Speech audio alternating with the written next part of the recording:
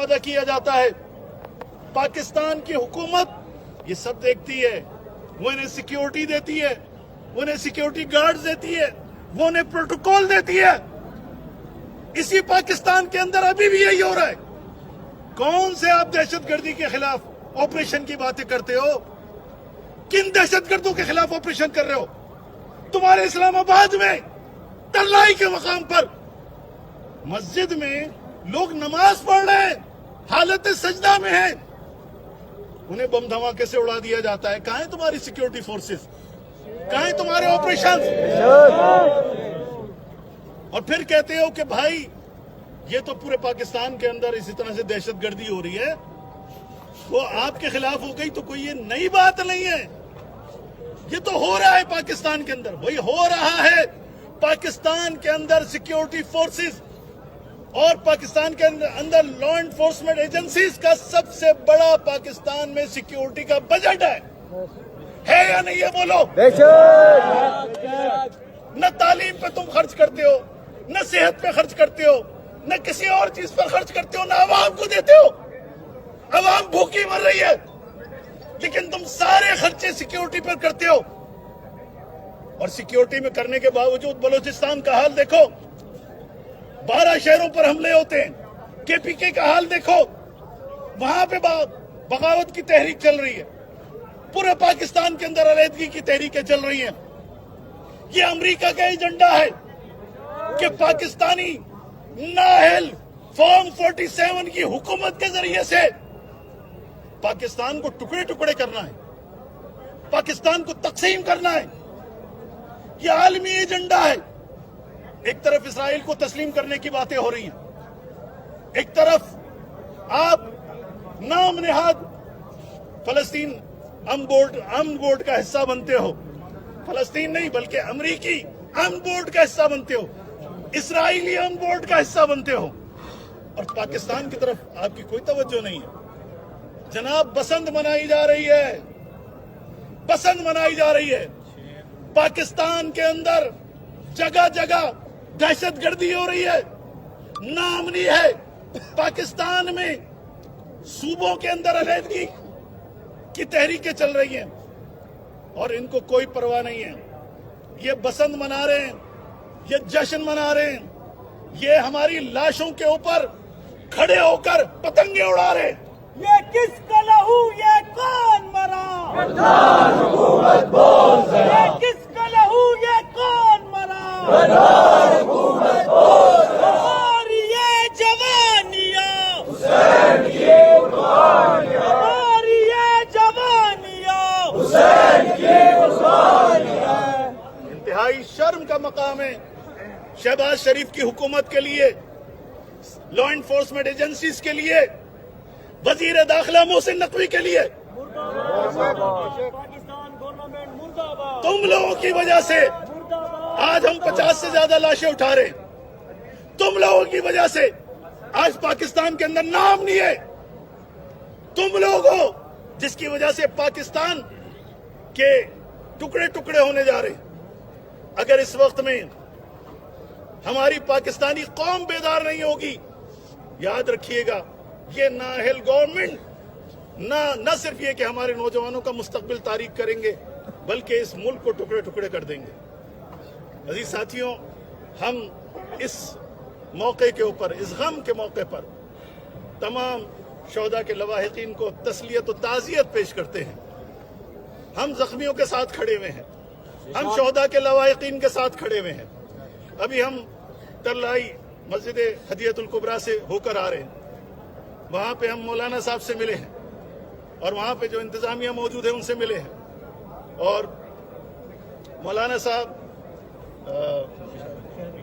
بشارت امامی صاحب کہ جو وہاں پر نماز پڑھا رہے تھے اور نماز کے دوران یہ بم دھماکہ ہوا.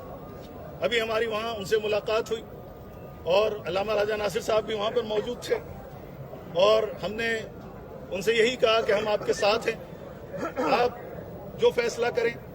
انہوں نے کہا کہ ہم سارے انتظامات دیکھ رہے ہیں, ہم ساری چیزوں کو دیکھ رہے ہیں, اور ہم نے ان سے یہ کہا کہ آپ جو بھی فیصلہ کریں گے, جس چیز میں بھی آپ کو ہماری مدد چاہیے, ہم آپ کے ساتھ ہیں. یہ کسی ایک فرد کا مسئلہ نہیں ہے، کسی ایک گروہ کا مسئلہ نہیں ہے، یہ پوری قوم کا مسئلہ ہے، پاکستانی قوم کا مسئلہ بھی ہے اور پوری شیعہ قوم کا بھی مسئلہ ہے۔ لہذا اس دکھ میں، اس درد میں ہم اپنی قوم کے ساتھ کھڑے ہوئے ہیں۔ لہذا جو بھی مولانا صاحب فیصلہ کریں گے، ان کی جماعت جو بھی فیصلہ کرے گی، چونکہ وہ سارے انتظامات کو دیکھ رہے ہیں، انشاءاللہ ہم ان کے ساتھ کھڑے ہوں گے۔ اور علامہ راجہ ناصر صاحب کی طرف سے 3 دن کا یوم سوگ کا اعلان کیا جاتا ہے۔ اس ظلم کے خلاف ہم پورے پاکستان کے اندر احتجاج کریں گے، پورے پاکستان کے اندر یوم سیاہ منایا جائے گا، اور ہم اس ظلم کے اوپر خاموش نہیں بیٹھیں گے۔ نہ ہماری قوم پہلے ظلم کے اوپر خاموش بیٹھی ہے، نہ آئندہ ظلم کے خلاف جو ہے وہ خاموش بیٹھے گی، بلکہ انشاءاللہ ہمارا یہ عزم ہے کہ ظلم کے خلاف، دہشت گردوں کے خلاف اور پاکستان کے دشمنوں کے خلاف ہم انشاءاللہ سینہ سپر ہیں اور سینہ سپر رہیں گے۔ عزاداری سید الشہداء ہماری شہرگ حیات ہے۔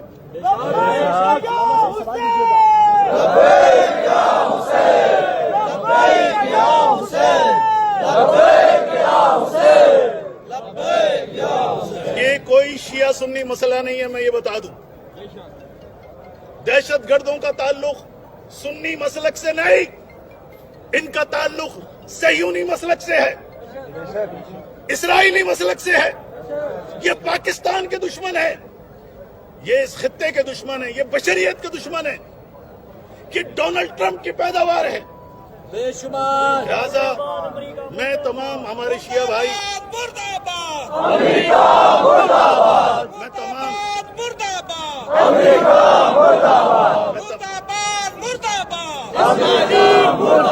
میں تمام اپنے شیعہ بھائیوں سے یہ گزارش کروں گا، اس غم کے موقع پر ہمیں اپنے جذبات کو بھی کنٹرول کرنا ہے۔